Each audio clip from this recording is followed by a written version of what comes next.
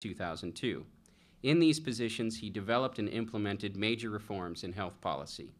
He also served in the Clinton administration as a Deputy Assistant Secretary of the Treasury for Economic Policy from 1998 to 1999, supervising economic analysis and policy development on a range of domestic policy issues. During his government service, he was on leave from his positions as Associate Professor of Economics and Associate Professor of Medicine at Stanford University, where he directed Stanford's program on health outcomes research. Ladies and gentlemen, please join me in welcoming Dr. Mark McClellan. Thanks, Andrew. Quite an introduction. Thank you. Andrew, thanks very much for that introduction, and good evening to all of you, and happy Valentine's Day. For the students here, how many of you are here on a date? How many of you are here because you couldn't get a date?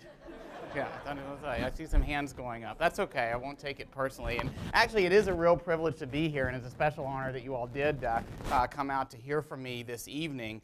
Andrew didn't mention it, but he and I, and actually many of his colleagues at Dartmouth on the faculty here, and I go way back. Andrew and I were office mates together when we were in graduate school in economics together some years ago. I think Andrew was about 13 at the time. And who would have thought that just these many years later we'd be here doing the Brooks Family lecture for here at the Rockefeller Center. As Andrew told you, there is a great tradition from Governor and Senator Rockefeller himself and onward through the activities here at the center in focusing on important public policy issues, including universal health care in particular, and it's a real privilege for me to be a part of that.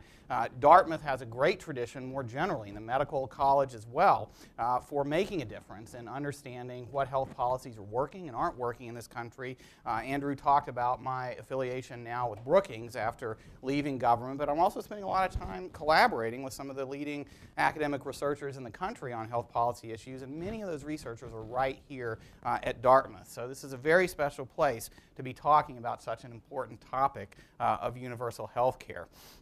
This challenge of universal health care, which is the title of the talk tonight, is typical of the way that the public debate about the issues of health care policy are discussed. Typically, what we do is have a debate about how and whether we should get to universal coverage, universal health insurance coverage, which, as you all know, is not the same thing as universal access to high quality, affordable, and innovative care at a cost that this nation can sustain.